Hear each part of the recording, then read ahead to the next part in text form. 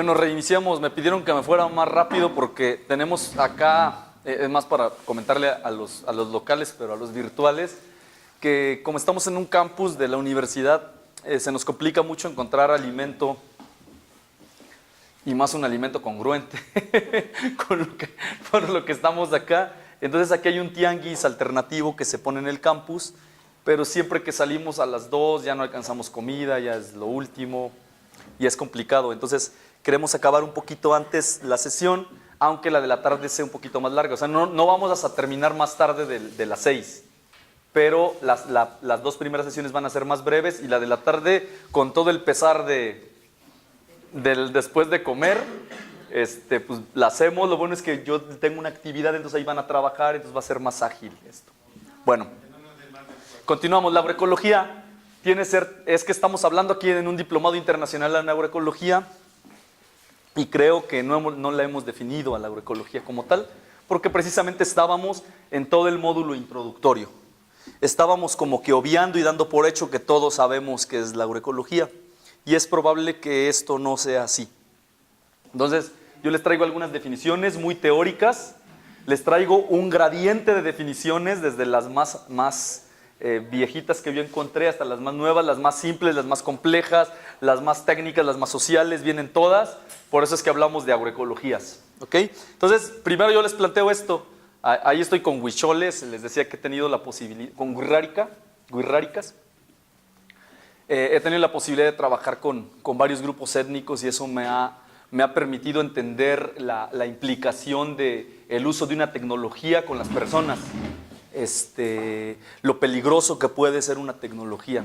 Y como dice mi maestro Sebastián Piñeiro, y maestro de muchos de nosotros, la tecnología no es buena ni mala en sí, pero sí hay que saber qué está detrás de la tecnología, cómo surge, con qué fin y qué fondo tiene. Entonces, ese análisis vamos a entrar más después de la comida. Pero bueno, entonces yo les planteo esto porque así me formaron a mí en el 97, del 97 al 2001, fíjense, del siglo pasado casi. Es que yo estudié agroecología en Chapingo y ahora soy maestro ahí, ¿no? Entonces, qué cosas tan locas. Nos decían esto: la agroecología debe de ser económicamente viable, ecológicamente sostenible y socialmente justa. Entonces yo pongo ahí en una difuminación de morado lo ecológicamente sostenible y lo económicamente viable, porque hay ejemplos de que lo es.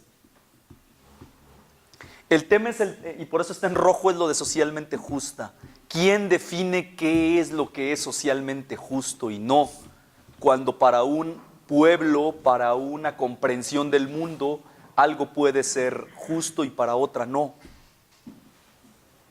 Entonces es como una paradoja. Y hay un escritor brasileño creo que es Anthony de Mello, escribe algo así como poesía o algunas cosas ahí medio.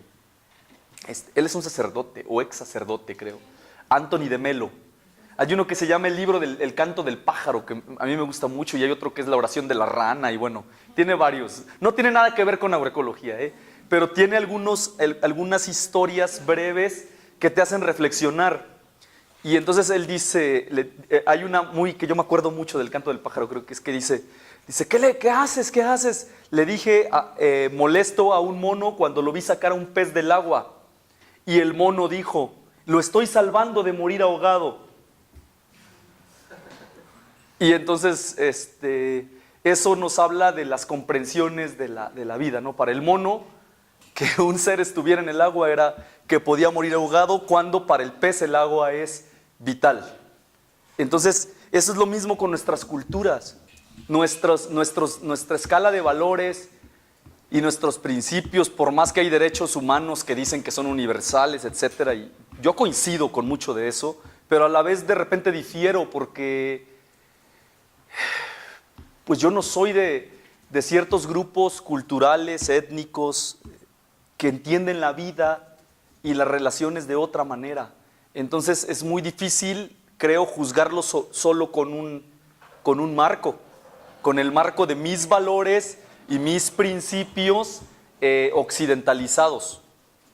Porque ni siquiera son occidentales, nosotros somos una mezcla ahí del occidental porque pervivimos convivimos con esas dos cosas, ¿no? Con esa fusión de culturas que somos per se los mexicanos y muchos de los latinos.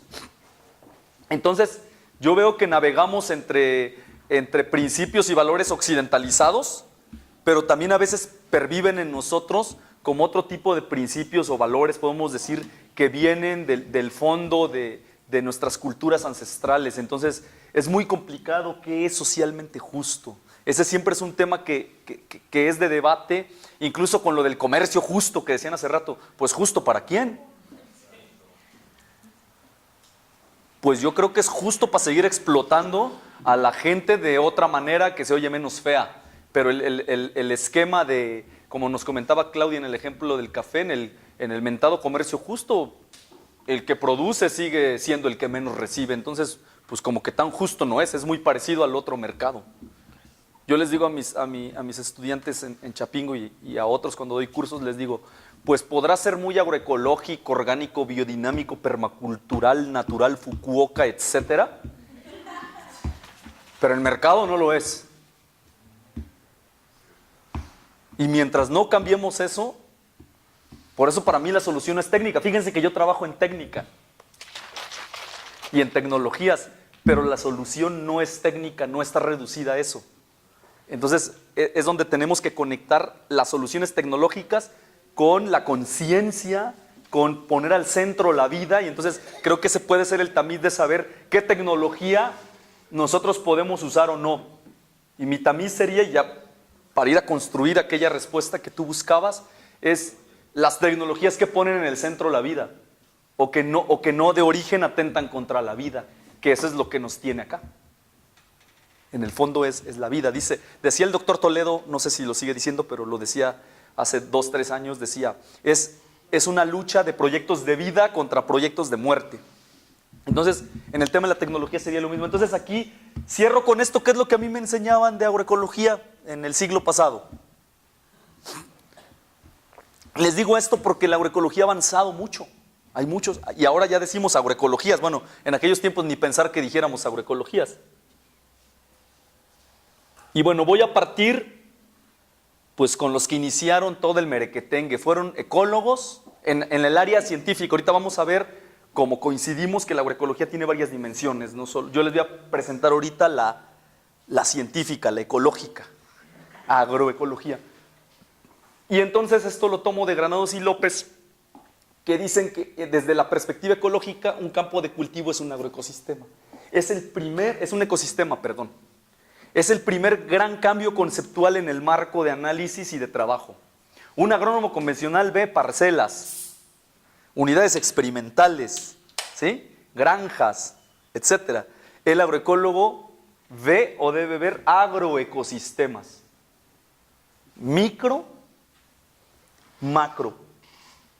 ¿Por qué? Porque esto es de teoría de sistemas. Y luego ya si le ponemos a Rolando García, que por ahí Jaime Morales y ellos les pueden hablar de esto, que es la complejidad, son sistemas complejos. Entonces yo me voy al enfoque menos complejo de los sistemas, a la perspectiva sistémica. Es, pues un sistema tiene límites y pues nosotros lo predefinimos. Un agroecosistema para mí puede ser la milpa de Doña Juanita en Amealco, y un agroecosistema puede ser el agroecosistema cafetalero de la Sierra Gorda y la Sierra Madre Oriental de San Luis Potosí, Querétaro. Pues es una dimensión micro, la parcela, hasta hablar a un nivel regional. Entonces el agroecosistema puede como moverse ahí. Entonces la primera perspectiva que se dio en los... Ahora leo cosas que dicen que es más antiguo, pero en realidad como el boom vino en los 70s, Toledo nos hacía una aproximación de esto de otra manera. Entonces lo primero que es hay un diálogo entre ecólogos y agrónomos. Y entonces los agrónomos de antes, muy antes, de los 50, 60, 70, llevaban cursos de ecología de cultivos. Incluso hasta llevaban cursos de ecología de malezas, que era así como... Pero trataban de entender el comportamiento ecológico de esas poblaciones y trataban de entender un comportamiento ecológico en el campo de cultivo. Ese es como el link que había en la agronomía convencional, que cada vez se fue olvidando y se fue dejando a un lado. Entonces, esta perspectiva ecológica es que el campo de cultivo es un ecosistema y aquí está, por ejemplo, el maíz y está representado en forma de un círculo como dando una alusión a que es un proceso.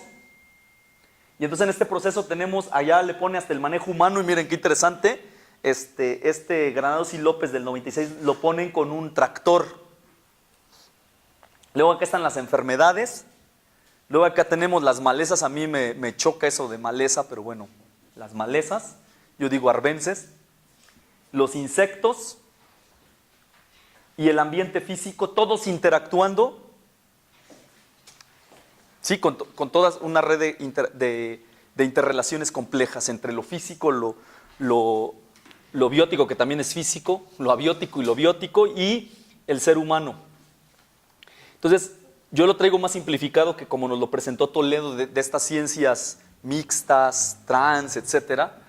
Yo lo planteo así, retomando un poco lo que escribía Altieri en los 90s, y tenemos el hecho de que en la agronomía convencional se nos quitó esta parte.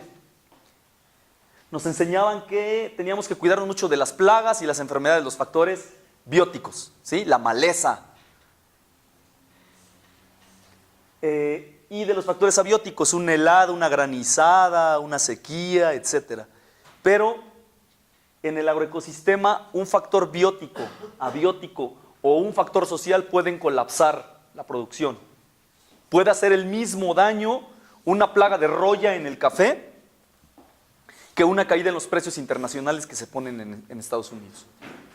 Y eso en la cafeticultura nacional lo sabemos muy bien. Tal vez los colegas colombianos también lo vivieron porque fue un tema mundial. Pero aquí en México fue devastador para la cafeticultura el tema de la caída de los precios en los 80s, en los 90s.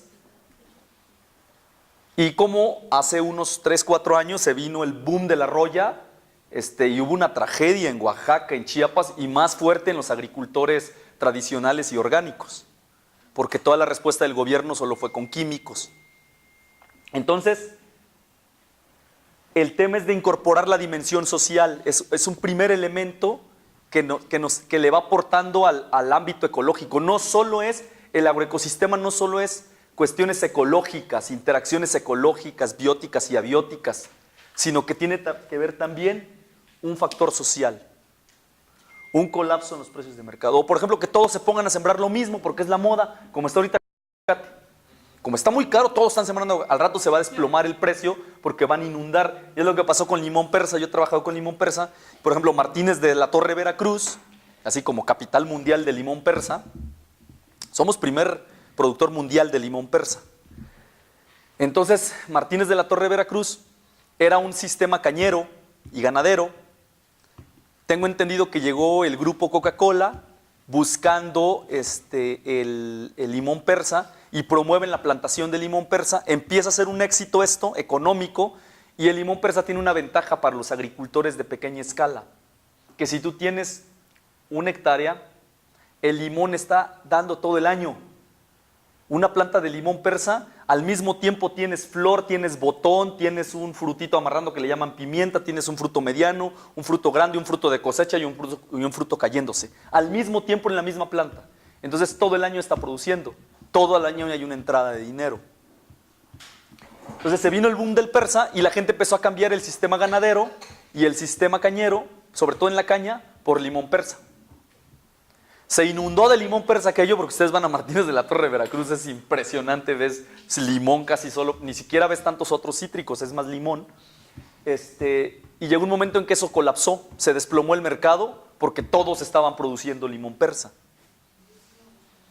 Entonces, esa toma de decisiones a nivel, por eso lo que preguntaban hace rato el compañero colombiano, ¿no? Tiene que haber una articulación entre consumidores, producción, distribuidores, para que haya un orden y no pasen estas cosas como en este caso del limón persa. Yo no sé si le va a pasar al aguacate, creo que para allá va. Porque ahora están metiendo aguacate, hasta en las orejas quieren sembrar aguacate. Sí, yo estoy viendo así un boom de aguacate por todos lados. Y aparte privilegiando solo una variedad, Hass. Cuando México, bueno, Mesoamérica es el centro de origen del aguacatl. Y tenemos un montón de variedades y razas de aguacate. En la Huasteca y en el sur, no recuerdo bien en dónde, hay unos así, unos aguacates así, miren. Les llaman paguas en mi tierra. Son riquísimos, un aguacatón que parece una papaya así de grande, ¿no? Y es muy rico, pero ese no es comercial, ese no se vende como el Hass.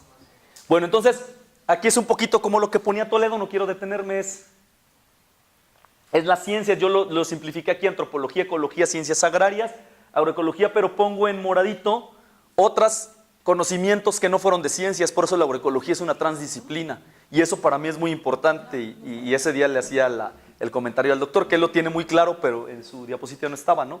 Que a la agroecología no solo aportaron los científicos, aportaron los movimientos sociales, por ejemplo el ambientalismo. La agricultura tradicional tiene un gran aporte en la agroecología, y otros estudios que siempre han sido descalificados como no tan científicos como los estudios del desarrollo, ¿sí? Desarrollo territorial, etcétera, desarrollo rural, regional, etcétera. Entonces la agroecología se confluye de todo eso y ¿qué?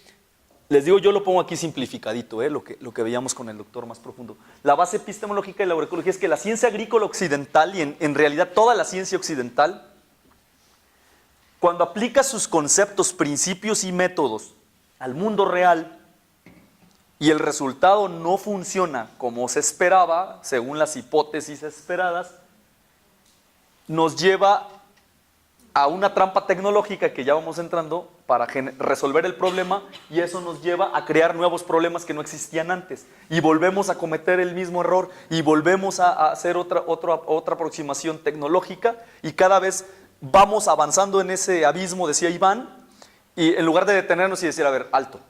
En Fooding lo plantean muy padre con unas hamburguesas.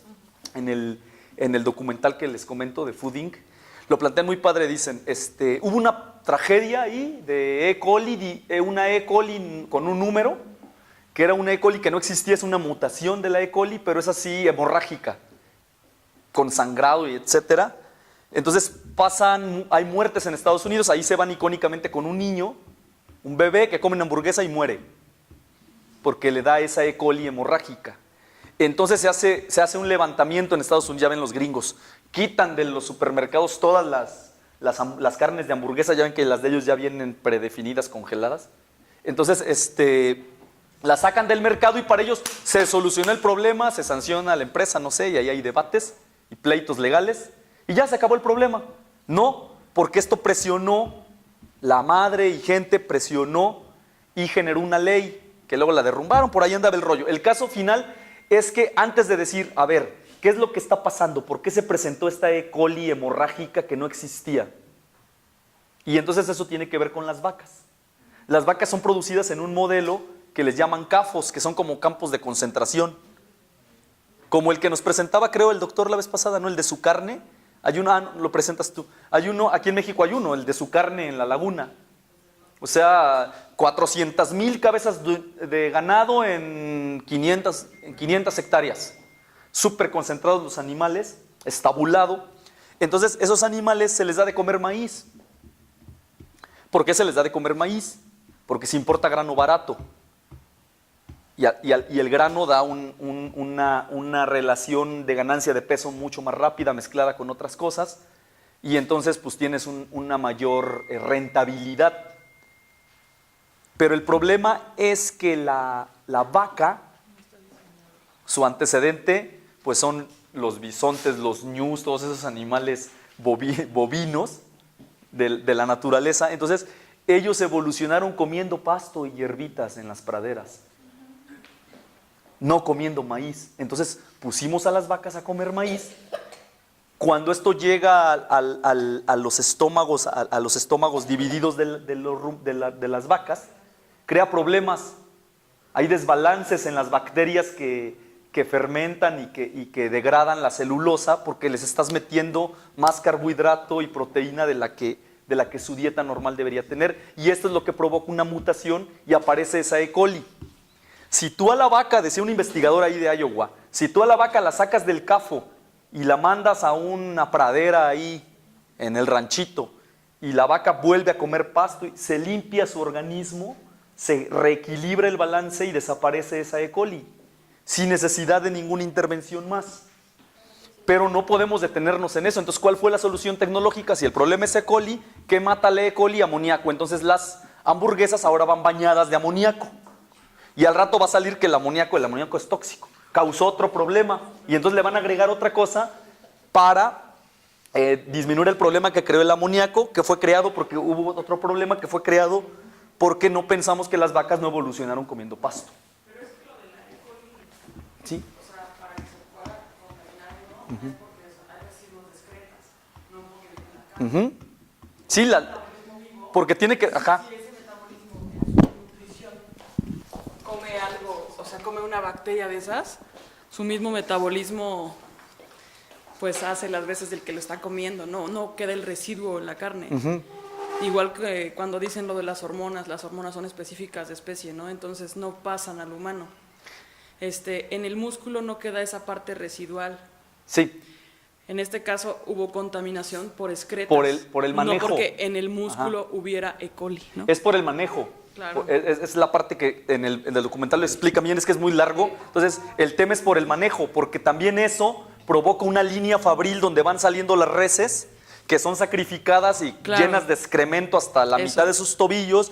Y entonces, como es un sistema en el cual hay que estar sacando y sacando y sacando, cuando se abren los canales, esa contaminación fecal pasa efectivamente y de ahí es donde viene el Sí, claro, el porque problema. Un organismo vivo Entonces, pues no puede tenerlo en sí, músculo. tiene razón la compañera Lilia. Entonces yo le recomiendo que vean el video, ahí está mucho más completo. Me metí a ese tema por el tema de que cuando no funciona, se busca la reexplicación. Incluso yo he visto en la universidad y en otras así, es que no salió la hipótesis.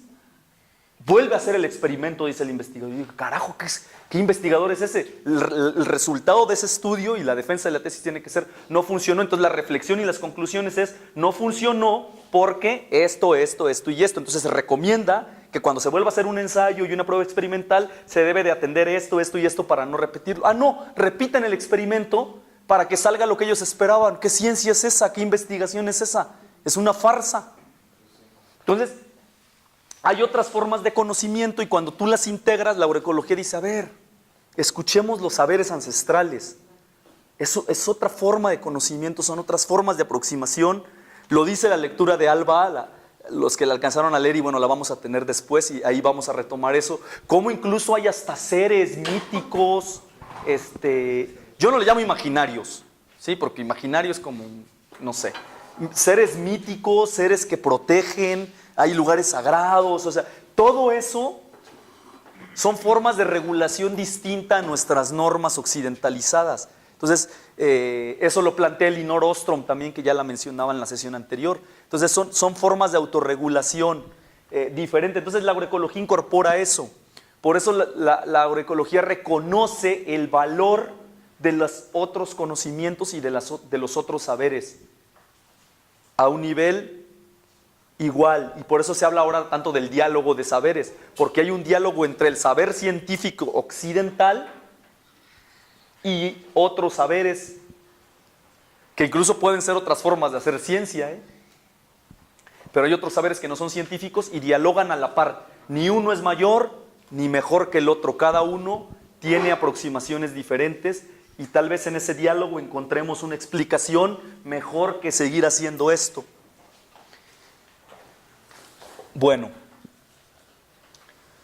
y yo quiero volver a otro elemento, nos lo dice Mariaca, que va a estar con nosotros en marzo. Miren, mis referencias van a estar con nosotros, qué interesante. Nos dice Mariaca, que aparte es un xolocotziano, Efraín Hernández Xolocotzi, que aportó una gran cantidad de conocimientos para, digamos, la agroecología mexicana, aunque él no trabajaba con agroecología como tal, él trabajaba más etnobotánica y agricultura tradicional. Él nos dice, es que hay 5 elementos y en la agronomía convencional eso se olvidó. La agricultura tiene 5 elementos, el medio físico, el medio biótico y la tecnología para la producción, ahí nos quedamos los agrónomos. Incluso los agroecólogos, algunos, Y el ser humano y el ambiente cultural. Entonces, en la agricultura están presentes indisociablemente esos 5 elementos. Y uno influye tanto en el otro como ese otro en el uno. Esta relación recíproca que condiciona y recondiciona y permite la coevolución. Un ejemplo, el medio físico, Oaxaca, la Sierra Sur, Los Icha, una zona cafetalera ahora, por excelencia, en Oaxaca, y de los mejores cafés para mí, por ejemplo, el Pluma Hidalgo, esa zona. El medio físico condiciona la tecnología para la producción. Al tener laderas con pendientes del 100%, de más del 100%, pues está muy difícil que yo vaya a sembrar ahí berries o jitomates para que pase un bot y un dron colectando y empacando. Y eso es muy complicado en esas condiciones de pendiente. Entonces, esas condiciones te van a permitir el desarrollo tecnológico diferente, no inferior ni superior. Un desarrollo tecnológico diferente condicionado por el ambiente. Tengo suelos ligeros, tengo suelos en pendiente, si quito cobertura vegetal, ese suelo se erosiona. Entonces por eso tenemos cafetales bajo sombra y por eso tenemos un sistema milpa mixto que hace una alusión a la rosa tumba y quema, donde van moviendo los terrenos de siembra y se dejan reposar a un barbecho natural, recuperación, que es una sucesión vegetal. Entonces ese conocimiento que llevó a estos pueblos de Oaxaca y a otros pueblos en el mundo que están en esas condiciones de ladera y de pendiente, fue un conocimiento derivado no de la ciencia occidental. Y está asociado mucho, la tecnología entonces está condicionada por el medio físico, pero la tecnología también está condicionada por el ser humano.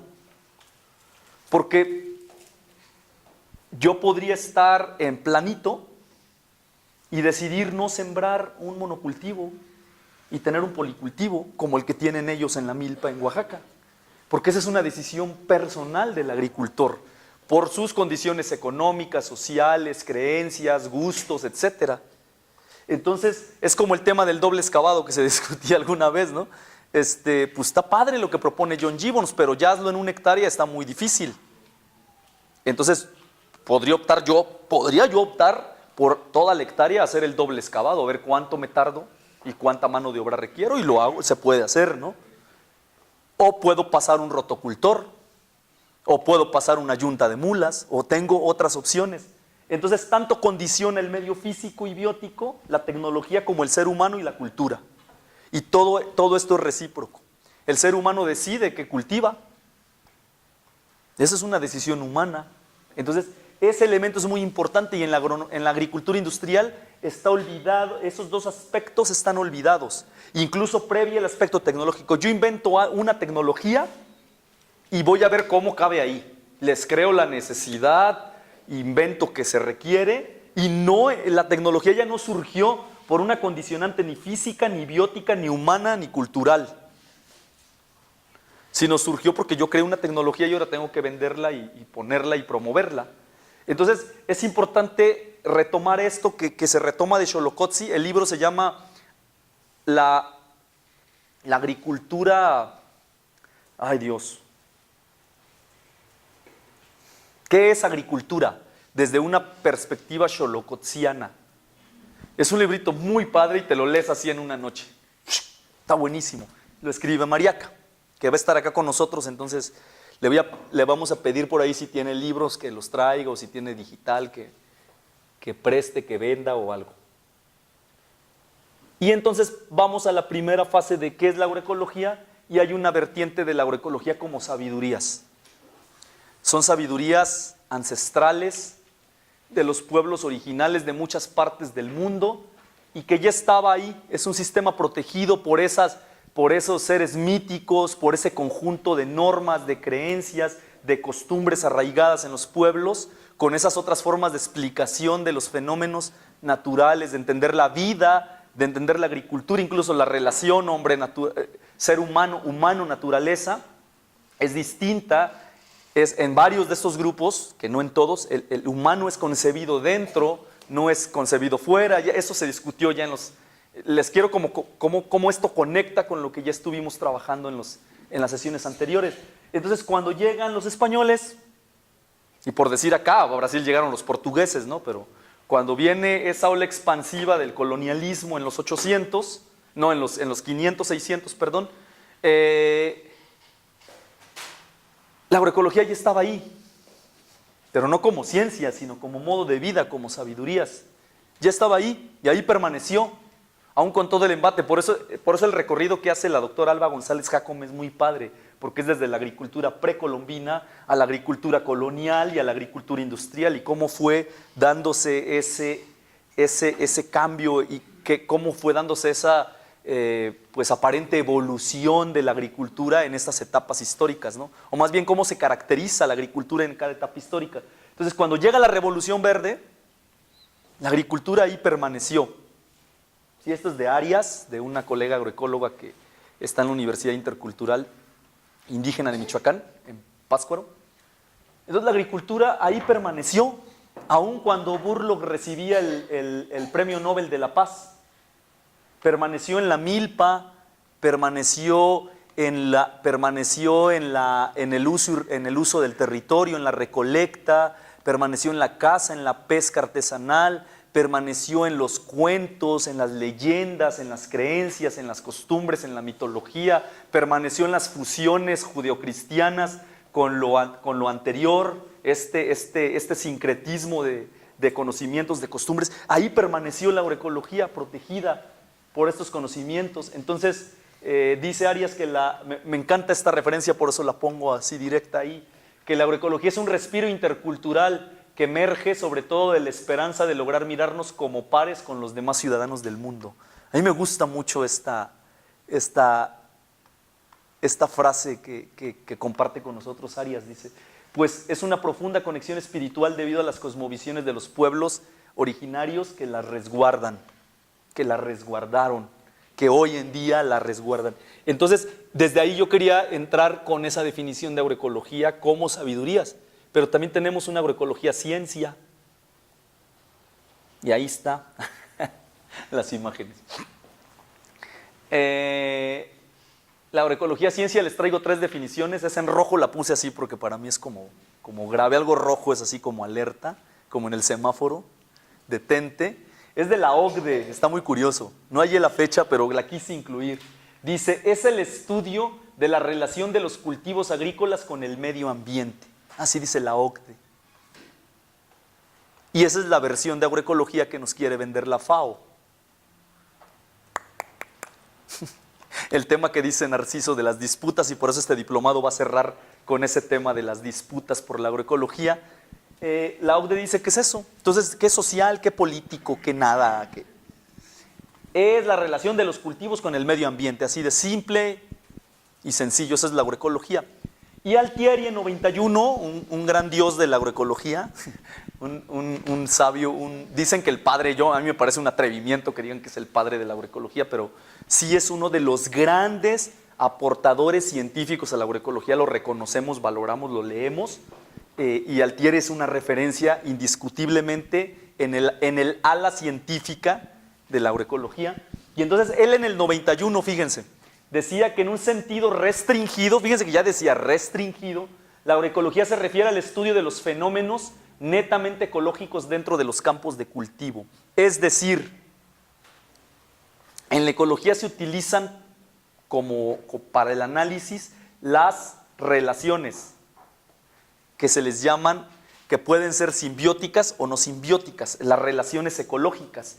Y entonces hay depredación, hay competencia, hay mutualismo, hay parasitismo, hay depredación, y eso ocurre en un campo de cultivo. ¿Cómo ocurre la depredación? Pues el chapulín que llega y se come tu maíz, lo que está haciendo es una relación ecológica con la planta de maíz que se llama depredación. Él es un depredador, es un fitófago, que va y se come la planta. Está ocurriendo una depredación. ¿Qué es lo que está pasando? Que probablemente ese chapulín se te salió de control y el límite de población se fue. Se te disparó y es cuando se habla económicamente de una plaga. El que haya 2 chapulines no quiere decir que tengas plaga.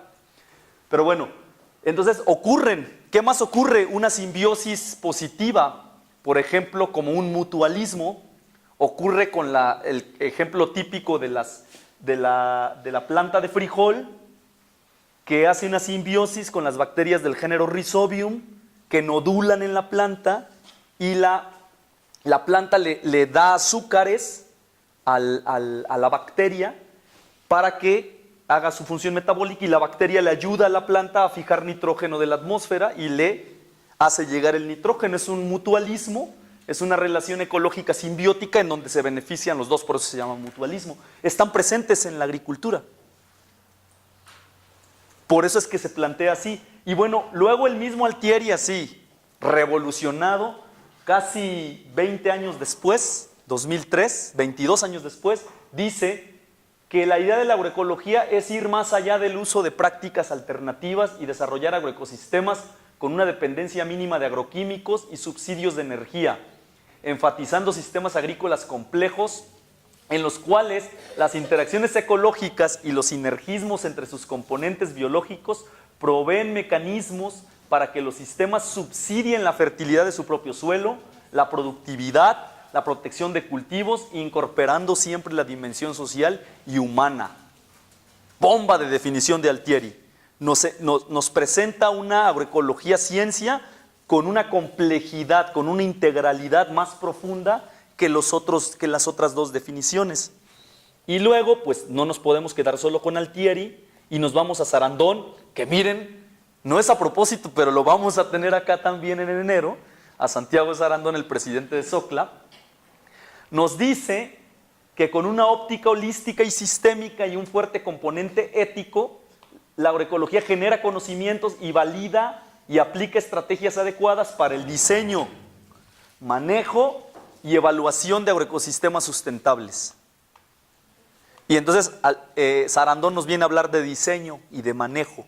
Un poquito lo que yo les voy a hablar hoy es de manejo también, pero con Sarandon se va a ver diseño y va a haber un taller por ahí con Carlos Esquivel que es de evaluación de sustentabilidad, y ahí está cerrando toda la pinza de lo que es la agroecología. Pero González de Molina, 2011, el español que ha venido con nosotros, el doctor, vino en primera edición, vino en segunda edición, en esta se le complicó y fue por eso que llegó Garrido. Entonces, curiosamente mis referencias son gente que está en el diplomado. Él dice que la agroecología es la aplicación de conceptos y principios ecológicos al diseño y manejo de sistemas alimentarios sostenibles. Este cuate se va más allá del tema agrícola. Dice, son sistemas alimentarios. Ya no solo es agroecosistemas sustentables, como dice Sarandon. Entonces, aquí es donde nos damos cuenta que la agroecología se salió de la parcela, se salió del huacal, se salió del redil agronómico. Por eso las nuevas propuestas de maestrías y de carreras en agroecología están surgiendo en otras facultades, ya no solo en las agronómicas. Hasta ahorita la agroecología había estado amarrada, atada, digamos, ideológicamente al tema de las agronomías, y solo las carreras de agroecología, todas en México, están en campus agronómicos. Y las maestrías también, más o menos, la del Ecosur es la que es un poquito diferente, pero ahí hay una impronta agronómica fuerte también. Entonces, por ejemplo, acá estamos trabajando una propuesta de maestría que iremos a iniciar, y esta ya, por ejemplo, va a estar en una facultad de ciencias políticas y sociales. Entonces, ¿por qué demonios qué tiene que hacer la agroecología en una facultad de ciencias políticas y sociales? Creo que Iván, Toledo y Garrido ya nos pusieron un sustento de por qué la agroecología está allá, y entonces esa conecta con esta definición de González de Molina, que González es maestro, igual que Narciso y Toledo, del máster oficial de agroecología en España, en Baeza, que tiene esa visión territorial, sistémica y de sistema alimentario. Y bueno, pues otro de los grandes de la agroecología, Sevilla Guzmán, él dice que es una estrategia de enfrentamiento al desarrollo del capitalismo en el manejo de los recursos naturales en formas de acción colectivas que buscan eliminar la lógica de lucro del mercado. La dimensión política de la agroecología es esencial, no puede haber solo agricultura ecológica despolitizada. Entonces, Sevilla Guzmán está más fuerte y nos dice que es una estrategia de enfrentamiento al desarrollo del capitalismo. Sí. Tenemos una intervención de la colega del virtual de Edith. En mi universidad damos clase de agroecología a agrónomos y veterinarios. La Universidad Popular Autónoma del Estado de Puebla. Sí, gracias. El tema es que yo no decía eso, el tema es que la agroecología ya está en muchos campus, pero las carreras oficiales que se llaman agroecología, que te dan un título como ingeniero licenciado en agroecología, están todavía todas en los campus agronómicos, en las escuelas de agronomía. No quiere decir que no haya cursos de agroecología y seminarios y diplomas, aquí estamos nosotros pues, en otros ámbitos, pero las carreras de agroecología, al menos en México son 6, 7 ya con la de la UBI, como a nivel licenciatura, ya que sea como licenciatura y como ingeniería, todas están ligadas a campus agronómicos o ciencias agropecuarias y así. Ok. Sevilla Guzmán también nos dice que la agroecología pone la vida en el centro y es una cultura de cuidados de la tierra, de los seres vivos del planeta. Y bueno, él retoma esto de las sabidurías donde dice que ya existía esa agroecología indígena y campesina antes de que la academia, la ciencia la definiera como tal. Y entonces vemos, yo lo que quise presentar es como una evolución del concepto, como desde una forma muy simple que era una aplicación de conceptos ecológicos a la agricultura, que es con lo que a mí me formaron. Eso es con lo que yo salí de mi licenciatura en el 2001. Ahora dicen todo esto, entonces para mí todo esto estoy aprendiendo, reaprendiendo, leyendo, etcétera, porque son visiones de agroecología que no existían. ¿Por qué hago la referencia? Vean, o sea, son 17 años que yo salí de la universidad con un título de ingeniero en agroecología y el salto es cuántico de lo que yo estudiaba a todo esto. Y es preocupante porque es un análisis que vamos a ver en interculturalidad y educación por ahí, de cómo nos están formando y cómo estamos formando a los futuros agroecólogos con título, porque aquí hay agroecólogos que no ostentan, digamos, el título de agroecólogo como tal, pero ostentan un título práctico de vida, de trabajo, etcétera, ¿sí? Hay como esos dos grupos de agroecólogos, ¿no? Entonces, esto es importantísimo porque también hay que cuestionarnos cómo estamos formando a las futuras generaciones. Si los están formando con la misma idea que me formaron a mí en el siglo pasado, pues estamos como que muy atrasaditos. Y esta reflexión es colectiva, la hicimos en Chapingo, un grupo, yo tengo que dar créditos de las cosas que... Es un aporte de su servidor, junto con otra maestra del campus, que es la maestra Laura Gómez Tobar. Incluso creo que hubo dos estudiantes, no recuerdo bien los nombres, creo que Carlos y no recuerdo quién fue el otro estudiante, que hicimos este intento de aproximación cuando estábamos cambiando el plan de estudios en el 2013 en Chapingo. Y entonces la agroecología no debe ser considerada de manera simplista, reduciéndola a la noción de ciencia ecológica aplicada a la agricultura. Permítanme que los lea, no me gusta mucho leer, pero esto sí, no sé si se ve bien porque está ahí como... Desde una óptica contemporánea, es imperioso concebir a la agroecología como un acervo teórico y metodológico en permanente construcción. Eso es importante. Que busca en aproximaciones sucesivas, eso también es importante. No hay una sola aproximación y ya llegaste a la conclusión y ya se acabó el conflicto teórico, epistémico, conceptual, metodológico, tecnológico, sino que en aproximaciones sucesivas identifica, explica y contribuye a la solución de múltiples problemas que enfrenta la agricultura y en general el aprovechamiento de los recursos naturales y el sistema alimentario en toda la complejidad que encierra la circunstancia de ser este conjunto de actividades, esencia y fundamento de la vida.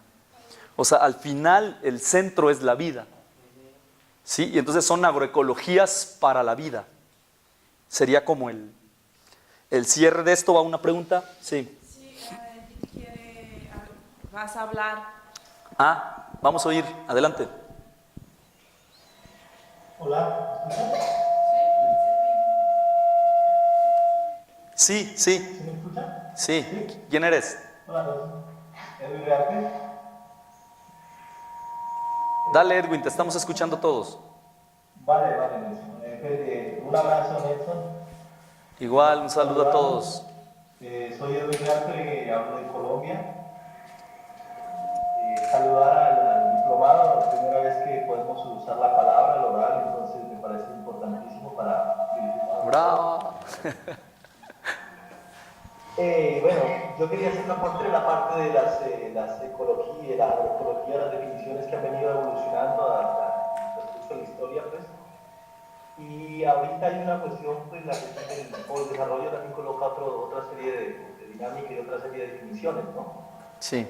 Como la parte del suma causal y del buen vivir, cómo la agroecología aporta ese tipo de discursos y cómo se vuelven antisistémicos, ¿no? Entonces, para las sociedades sustentables la agroecología es importantísima, es fundamental, ¿no? Entonces, si comenzamos a ver la evolución de los conceptos, pues vamos llegando a un concepto, pues, que es mucho más holístico, mucho más antisistémico, ¿no? Porque obviamente la agroecología es una agroecología política, tiene mucho de todos los saberes, sistémica, todo esto. Entonces me parece muy importante esa parte, ¿no?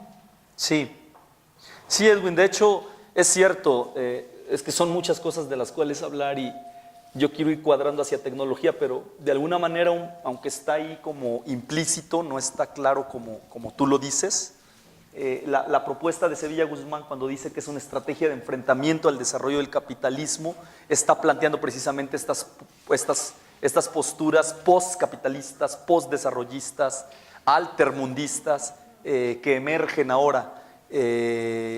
Gracias por tu aporte. Efectivamente, todavía, como ponía en el último ejercicio que hice con mis colegas en Chapingo, pues ese está en permanente construcción y son aproximaciones sucesivas y efectivamente lo que tú dices hoy está en la discusión, hoy se está escribiendo de ello y hoy está en la discusión.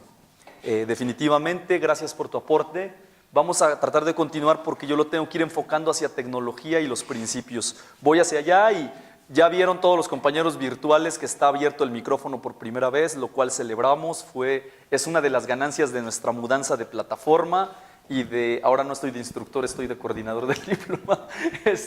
Y por eso hemos tenido dificultad para que esto se estabilice. Ya la próxima semana van a tener todos los accesos y todo, porque con esta nueva plataforma tenemos más posibilidades que con la otra y pues por eso los estamos escuchando y es muy rico.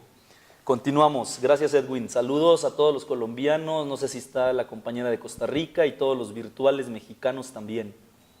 ¿Qué no es agroecología? Y no lo digo yo, está en el libro de Sarandón, que va a estar acá para que si hay algún problema se avienten el round con él, ¿no es cierto? No, viene Sarandón, es coincidencia, o sea, no es la primera vez que va a venir Sarandón con nosotros, entonces es tan claro. ¿Sarandón vino en la primera?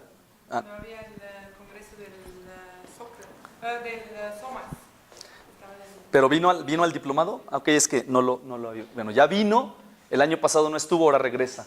Pero ahora regresa como presidente de la SOCLA, que es muy interesante. Entonces, es curioso que, por eso yo les decía al inicio del diplomado, aquí en este diplomado como instructores tenemos a varios personajes conocidos, reconocidos y muy importantes de la agroecología a nivel mundial. Entonces, lo estamos como reproduciendo y no es como que yo preparé esto ad hoc, si se fijaron, tenía fecha del año pasado porque no lo pude modificar por la emergencia de que hoy no era esta sesión, era otra. Bueno, se ha generalizado la agroecología, se ha popularizado y entonces, entre todo el tema de la disputa también está la banalización, la trivialización del término, por eso lo que dicen los españoles de la politización, de lo político no puede estar separado, porque entonces si no nos va a pasar como el término de sustentabilidad, que ahora hay hasta autosustentables, minerías sustentables, que es así, yo me fui para atrás, que pueda haber una minería sustentable, y entonces todo es sustentable porque se vulgarizó el término a tal nivel que todo ya es sustentable, entonces perdió ya toda su esencia, perdió todo su fondo, y por eso es que ahora se buscan también otras posturas. Pero bueno, nos dice Sarandón, no es un tipo de agricultura. O sea, la agroecología no es sinónimo de agricultura orgánica.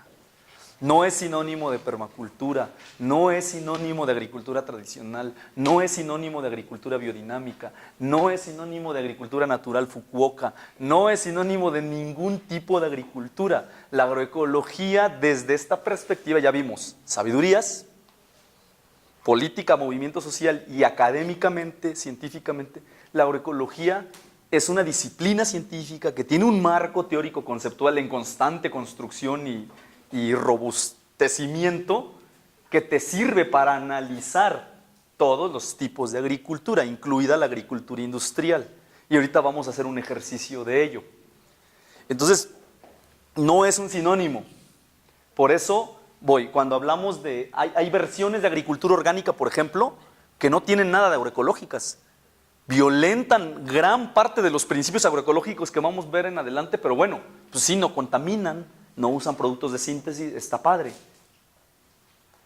Yo aplaudo que haya ese tipo de agricultura, es mejor que la otra, pero muchos principios sigue siendo monocultivo, sigue siendo dependencia de insumos externos súper lejísimos que en algún momento va a ser incosteable, etcétera. Algunas de ellas los productos van a mercados elitistas, con segmentos de mercado gourmet, muy caro, que no es accesible a todos, y entonces ahí es donde ya no empieza a cubrir algunos principios de la agroecología. Sí, adelante. Tenemos dos intervenciones de Alejandro. ¿Podría que abordar los tres niveles que aborda Gliessman? Creo son importantes mencionar. Y Roger dijo, hay un elemento que creo que se ha abordado poco desde la agroecología. Es la dimensión espiritual. Entre los pueblos del Cauca, el agroecosistema es conceptualizado como el tul y su objetivo es cubrir a la madre tierra como los tejidos que usan. Y como ser viviente, el agroecosistema o tul, igual que nosotros, requiere de prácticas espirituales como refrescar, ofrendar y armonizar y otros. Sí, gracias. De alguna manera, yo nada más repito el contexto, está padre, pero repito el contexto del módulo. El módulo es hacia el tema tecnológico.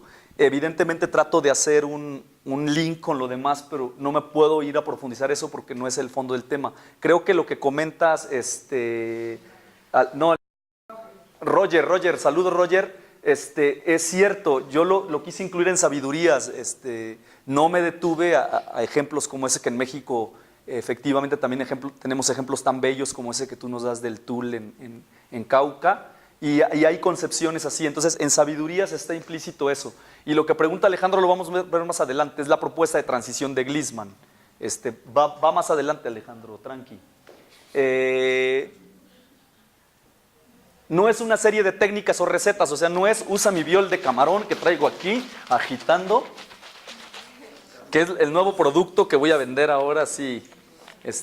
Diplomado Internacional vende biol de camarón súper nuevo y no le damos el crédito, nos enseñó Sebastián Piñeiro apenas en octubre y estamos probando en pequeñito, ya que lo dominemos acá y entendamos bien el proceso y el fundamento, pues ya nos iremos a los tanques grandes como se hacen los demás bioles, y al rato les cuento de esto. Entonces, no es recetas, o sea, usa ajo picado con chile para la avispa, usa hasta un herbicida orgánico, dicen ahora, no así entre comillas, usa doble excavado, usa solo semillas de polinización libre e indígenas, o sea, no es una serie de recetas, son principios. Entonces la agroecología no son recetas, no prohíbe, no hay normas.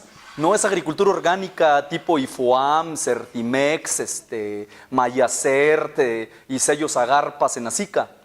Ahí sí hay normas, ahí sí prohíben.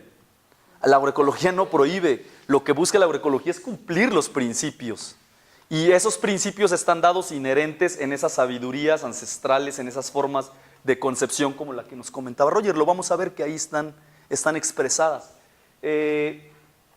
No es un sinónimo de volver al pasado, ni son tecnologías prehistóricas. Haz lo que hacían los abuelos, no. O sea, lo decíamos la vez pasada con Iván, no se puede volver atrás.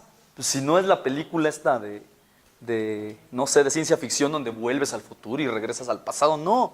Es retomar el pasado, los conocimientos ancestrales, los conocimientos tradicionales, y hoy en nuestro contexto, en nuestras posibilidades, en nuestras condiciones, con nuestros conocimientos científicos, no científicos, formas de vida, visiones del mundo, ¿cómo reformulamos eso? No es que estamos volviendo al pasado. ¿Sí? Ese también es algo importante. No reniega ni desconoce los aportes de la ciencia ni la tecnología moderna. Eso también es importante. es un diálogo de saberes, y en ese diálogo de saberes también la ciencia y la tecnología moderna tienen algo que decir en la curul. Entonces aquí es un debate, es más bien que aquí en la agroecología, en la curul tiene el mismo tiempo y la misma voz y la misma importancia la tecnología y la ciencia moderna, occidentalizada y occidental, como las sabidurías, como estas cosmovisiones, como otras explicaciones, tienen el mismo tiempo en la curul y la misma importancia. Esa es la diferencia. No significa no intervenir los agroecosistemas, hay dejar todo a lo natural, ahí lo que Dios nos dé y lo que salga. Porque no son aproximaciones ni siquiera ancestrales. Las personas cuando dicen, en ese sentido, yo he trabajado en lugares rurales y mucho tiempo he hecho ese trabajo a nivel participativo, y dicen, es que lo que Dios diga, sí. O sea, sí está a veces en el discurso, pero ellos hacen. No es que hay votes y a ver qué sale, no, la gente hace un trabajo, hace una aplicación de una técnica, de una práctica, incluso el decidir no meterle tanto trabajo a veces es que no es costeable. Es lo que pasa con los cafetales semiabandonados, de donde yo digo que es una de las mentirillas o mentirotas del café orgánico de México. Es un café de recolecta.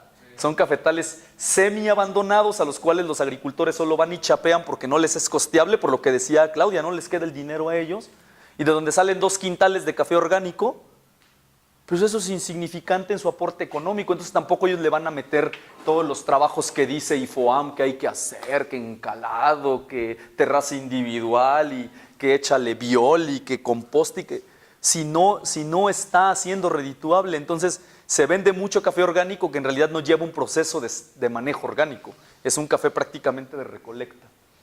Y no es aplicable solo a ciertos tipos de agricultores, marginales, pequeña escala, de escasos recursos. Se puede escalar, lo dijimos, pero los esquemas de escalonamiento no son como convencionalmente los pensamos. Entonces, sí se puede escalar. Hay ejemplos, creo que en Argentina hay varios ejemplos ya incluso de fincas grandes de 100 hectáreas, de 200 hectáreas, están avanzadones en ese tema. ¿Qué es lo que pasa? Que conforme creces la escala, vas perdiendo el cumplimiento de principios. Ahorita vamos a ver los principios. Es como cuando alguien vende, como hacer café, no vende, hacer café. Yo, por ejemplo, estoy acostumbrado en casa a hacer un café de una dosis para una taza o 2 tazas. Entonces, si vengo acá y me dicen, hazlo ahí, que necesitamos 40 tazas, probablemente ya no me quede el café igual, ya no sé qué proporción ponerle y me quede más aguado, me quede mal, no sé. La escala te complica porque hay un principio que ya no se cumple tal cual conforme vas creciendo. O como decía yo me refiero mucho a mi madre porque hay como sabiduría y decía, íbamos a comer a la calle y decía, ay, qué fea sopa, qué fea tortilla. Y yo le decía, mamá, tú siempre te quejas. Dice, por eso a mí no me gusta salir a comer, yo como en casa. Porque es que esto ya es comercial, decía. Entonces yo no entendía y hoy me caen muchos 20 de eso, ¿no? Sí, es la escala. No es lo mismo hacer la sopa en la casa para 4 o 5 personas, 6 de la familia, que hacer sopa en un tanque como lo hacen en Chapingo en los comedores de 200 litros estilo Biol. Ya no lleva, es muy difícil las dosis, todo el rollo. Entonces en ese ejemplo un poco trivial podemos ver eso. Entonces, ¿qué no es agroecología? También esto está de Altieri y Toledo, otra vez, otra referencia que está con nosotros. Hay otras formas de agricultura biológica, sustentable, etcétera, pero que no cumple los principios, que sigue dependiendo de insumos externos. Yo aquí no enseño de qué empresa es porque son mis cuates, pero pongámosle aquí un letrero que dice Bayer, Syngenta, ChemChina, y aquí está, es un biofermento, un fermentado, un biol. Este es un biol que nosotros hacemos artesanalmente con excremento, con excremento de vaca, con suero de leche, con melaza o alguna fuente de azúcar y con agua. Y anaeróbicamente se produce después de 30, 40 días, dependiendo del lugar. Y tengo un biol, pues lo puedo comprar. Este está hasta estandarizado, el mío no. Este tiene un análisis de de qué nutrientes trae, de qué contenidos, este no. Entonces son como esas diferencias y hay formas de agricultura que están así. Entonces es todo este debate de la FAO en ese libro, en ese artículo que nos compartía, creo, Toledo o Iván, que la revolución agroecológica en América Latina, ahí está ese apartado de la agroecología y lo que no es. Entonces con esto cierro aquí. La agroecología tiene 3 dimensiones, la estamos reconociendo: ciencia, política, movimiento social, y modo de vida, acción, praxis, sabidurías, conocimientos ancestrales, cosmovisiones, otras formas de visión del mundo. Entonces no le estoy reduciendo a la parte científica tecnológica. Sin embargo, lo que yo les voy a plantear es más desde una postura técnica tecnológica. Y aquí pues entramos a ese tema de las famosas tecnologías agroecológicas. Y entonces empezamos con una duda que vamos a estar cargando, creo que hasta después de la comida. Y luego tenemos ahí, este es de Piñeiro, de Sebastián Piñeiro, el bombero agroecológico, dice él, y aquí muy cómico, con Cantinflas, y en lugar de ser el bombero con su manguera y para apagar el incendio, él trae sus harinas de rocas, sus lixiviados, su biofertilizante, sus semillas de agroecología. Entonces él es el bombero agroecológico, y entonces entendemos que muchas prácticas y tecnologías que llamamos agroecológicas son remediativas, son para atender un incendio, por eso se le llama el bombero, por eso es esa analogía que es Sebastián. ¿Cuál es el incendio? Me empezó una plaga y yo no puedo volver a aplicar, o no quiero porque es el principio de vida, volver a aplicar tóxicos. Tengo que tener una alternativa, y entonces ahí aplico NIM, extracto, un microorganismo que reproduje artesanalmente, etc. Pero es para apagar el incendio en ese momento. ¿Qué es lo que tengo que hacer? Cuando con Sarandón veamos diseño, es robustecer el agroecosistema, dotarlo de elementos para que él pueda mantener a raya con sus procesos ecológicos a esa plaga y no se vuelva plaga ese bicho, ese gusano, etc. ¿Cómo lo vamos a robustecer? Aumentando diversidad en el agroecosistema. ¿Cómo lo vamos a robustecer? Aumentando la infraestructura ecológica también que hay en torno a nuestro ecosistema, no solo dentro de mi campo de cultivo. ¿Cómo lo vamos a fortalecer? Tratando de cumplir los principios agroecológicos que ahora les voy a presentar. Y aquí en las imágenes, algunas prácticas con los estudiantes de Chapingo. Ahí están haciendo compostas, volteando compostas. En el centro están presentando una capacitación de extractos vegetales como insectistáticos naturales para repeler plagas en particular. Y allá se está trabajando con un motor pequeño en lugar de aquel tractor gigante. Es un tractorcito estilo jardinería para espacios pequeños que nos puede hacer más eficiente el trabajo, aunque pues esto también decíamos que cuando venga el tema de los combustibles fósiles tendríamos que tener una salida para esto, ¿verdad? Y vamos a presentarles los principios agroecológicos para el manejo sustentable de agroecosistemas. Y yo aquí les presento 1, 2, 3, 4, 5, 6, según autores. Silena Altieri, Silena Glisman, Silena Reinges, Silena otro, van a ser 5 o 6. Pero casi todos siempre traen lo mismo. Entonces, vamos a hacer este análisis. Lo que está en rojo se lo agregué, no está en la versión original, en la fuente de esto. Aquí está abajo, perdón. Altieri y Nichols. El primero es diversificación vegetal y animal a nivel de especies o genética en tiempo y en espacio. Les pido que lo anoten porque es el ejercicio que vamos a hacer antes de entrar a ver las técnicas. Diversificación vegetal y animal, por ahí está. Pero ahorita la vamos a ocupar. Bueno, de todos modos aquí se va a quedar la imagen, pero las vamos a ocupar, ¿eh? Luego, reciclaje de nutrientes y materia orgánica, optimización de la disponibilidad de nutrientes y balance del flujo de nutrientes. Estos son principios ecológicos, ¿eh? Provisión de condiciones edáficas. Ajá, es que está muy... Es que no sé acá cómo hacerle. Por eso se los estoy leyendo. ¿Sí? No es que es acá. A ver, no sé si es. Ahí está. Sí. Ya. Sí, ¿verdad? Sí era eso. Era como el zoom ahí.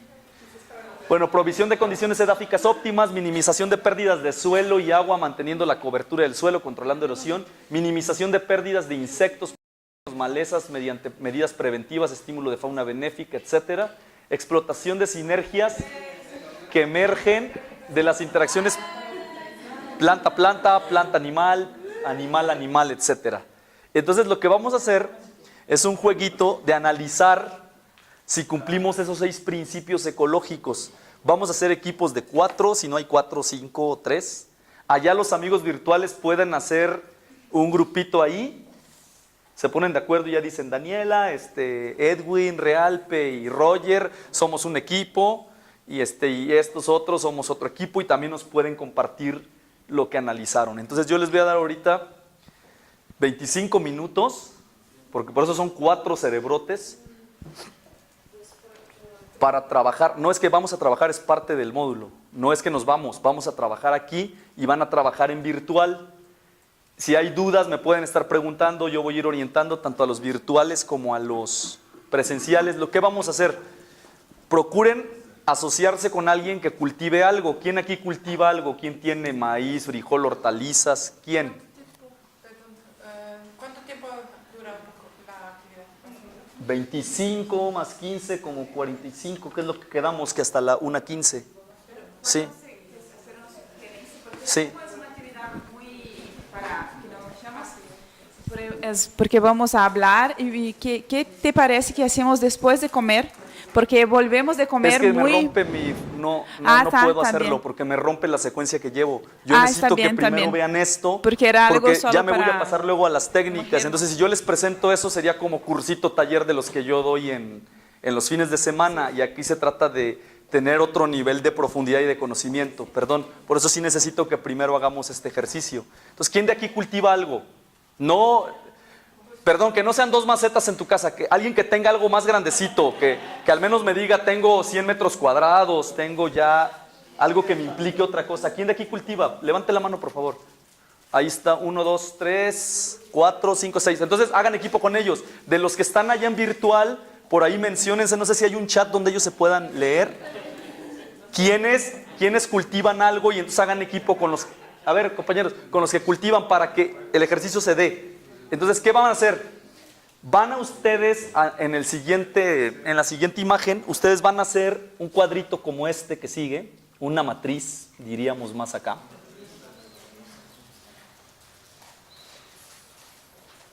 Y ahí en la matriz, aquí están los principios agroecológicos, los 6, y luego viene prácticas favorables, ahí yo tengo un ejemplo, y prácticas desfavorables. Lo que ustedes van a ubicar es que en tu cultivo de aguacate, Jaime, ¿qué prácticas tú realizas que favorecen el cumplimiento del primer principio, que es diversificación vegetal y animal a nivel especies o genéticas en el tiempo y espacio? ¿Qué quiere decir? Yo trabajo con productores de naranja ahorita en Río Verde, y entonces ellos pues son 7,000 hectáreas de naranja, imagínense. Entonces de repente llego y yo veo solo naranja, el suelo pelón y solo naranja. Entonces, por ejemplo, ellos no están haciendo ninguna práctica de diversificación vegetal y animal en tiempo y espacio. Aparentemente, pero cuando yo llego y me meto y platico con ellos, dice, oiga, ingeniero, salud, es que yo aquí tengo 3 variedades y 2 patrones. Tiene un patrón de naranjo agrio y tiene un patrón de volcameriano. Y encima injertó 3 variedades distintas. Tiene una Valencia tardía, tiene una Newman, no recuerdo cómo se llama, y otra medio exótica, que incluso es una naranja de color rojo. Y entonces sí tiene diversificación a nivel genética, pero es lo mínimo. O sea, sería el primer escalón. Sí, su práctica favorable es que tiene 2 patrones y 3 variedades. Tiene diversificación a nivel genética, pero no a nivel especies, no a nivel temporal, espacio-temporal. ¿Sí me explico? O decir, no, lo que pasa es que mi práctica es desfavorable porque yo siembro un monocultivo de maíz, y solo maíz, todos los años maíz, sin otra cosa, y solo es una variedad híbrida de maíz, y estoy sembrando siempre maíz, entonces la práctica es desfavorable. Y así, reciclaje de nutrientes y materia orgánica. Es que yo aplico urea, sulfato de amonio y triple 17. Esos vienen de síntesis química, no me ayudan a reciclar nutrientes ni optimizan eso. Entonces es una práctica desfavorable. Ah, yo agrego composta. Ah, parece favorable, ¿verdad? Sí, pero la composta yo la elaboro con mis propios insumos en torno del agroecosistema o se la compro a una empresa que me la trae desde Tuxpan, Veracruz. Pues no estoy favoreciendo el reciclaje de nutrientes ahí, pero probablemente sí el aplicar composta, aunque la traiga de lejos, sí me cumple el siguiente principio que dice proveer condiciones edáficas óptimas para el crecimiento de cultivos manejando materia orgánica. Entonces, un mismo principio puede cumplir, una misma práctica de manejo puede cumplir varios principios, puede ser buena en un principio, puede ser negativa en otro principio, o una misma práctica puede no ser positiva en un principio y ser en otro. Entonces, ahí vemos como la complejidad de las cosas. Entonces, vamos a buscar eso. Yo los voy guiando a los de acá y a los virtuales para que podamos hacer este ejercicio y lo podemos sacar. No va a estar súper acabado, pero sí quiero que lo pensemos y nos cueste un poco trabajo pensar cómo lo vamos a resolver. Los virtuales están proponiendo hacer un solo grupo, pero son 19 personas en el virtual. No, es que yo creo que es complicado que 19 trabajen. Les propongo que tal vez puedan hacer, si ya quieren trabajar tantos, pues a lo mejor 3 grupos de 6, y ustedes organícense, ayúdennos por favor con eso. Es complicado como hacerlo. Y no queremos como decir, tal trabaje con tal, mejor ustedes pónganse ahí de acuerdo rápido. Por ejemplo, alguien diga, yo siembro café, yo tengo cafetal, y diga, a ver, 5 que se anoten, y ya los primeros 5 que se anotaron ya están con él. Y luego yo tengo vacas, crío vacas y produzco leche. Entonces, ¿quién más se suma? Y ahí se suben y le ayuden a hacer este ejercicio. Entonces aquí nos acomodamos mientras solucionamos lo virtual. En los equipos de 4 aquí son de 4. Sí, solo una pregunta, ¿hay posibilidad de hacer grupos de chat en el Zoom? No. Ok. Porque ellos quieren hacer grupos menores en el chat que están preguntando ahora, pero creo, ¿es posible? Ahí pueden hacer. Miren chicos, ¿están escuchando? Ustedes pueden hacer, vale, pero desde su compu. ¿Los de aquí avanzamos en equipo? Intenten hacer los grupos del chat para desde su compu.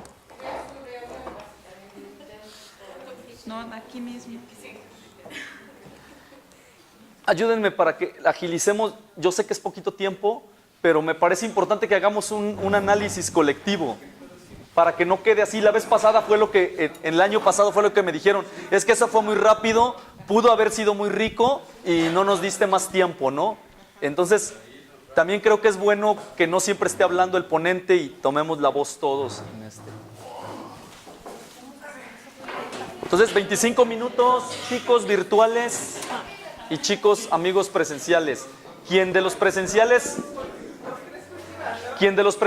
tenga una duda, a ver compañeros, tantito en las instrucciones, tantito, a ver Jaime, tantito, perdón, es que para las instrucciones, escojan solo uno. Si en un equipo hay 3 o 4 personas que cultiven, no mezclen, escojan un cultivo o un sistema para que sea de ese, entonces va a tener el análisis de ese sistema, ¿sí? Y ya los demás a lo mejor no lo conocen, pero pueden aportar, oye, ¿qué más haces? Y de repente a ti se te va y no pensabas que eso podría ser una práctica favorable para uno u otro principio. De eso se trata como la discusión. ¿Quién más cultiva? ¿Puede levantar la mano, por favor? Mira, yo diría que Jairo, que cultiva, no esté aquí con ellos dos que sí cultivan, y entonces mejor hagas un grupo con ellas que no cultivan y así se homogeniza el grupo. Los virtuales, si tienen duda, nos preguntan y yo les contesto.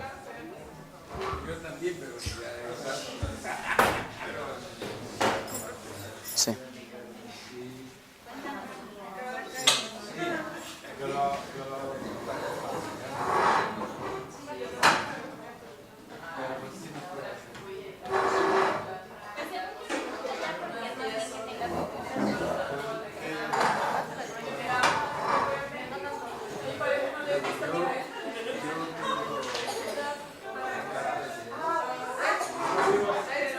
Voy.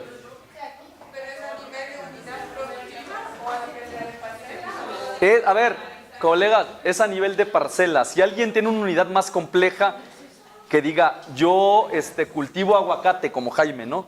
Pero también tengo vacas, haz el del aguacate. Pero si algo de las vacas fluye hacia el aguacate, como es de tu misma unidad, lo puedes incorporar. Pero no se los quiero poner tan complejo, porque si lo hacemos a nivel de unidad de producción se vuelve una locura y necesitamos medio día para hacer el análisis. Por eso va a ser a nivel de una parcela. Sí, un proceso. ¿Sí?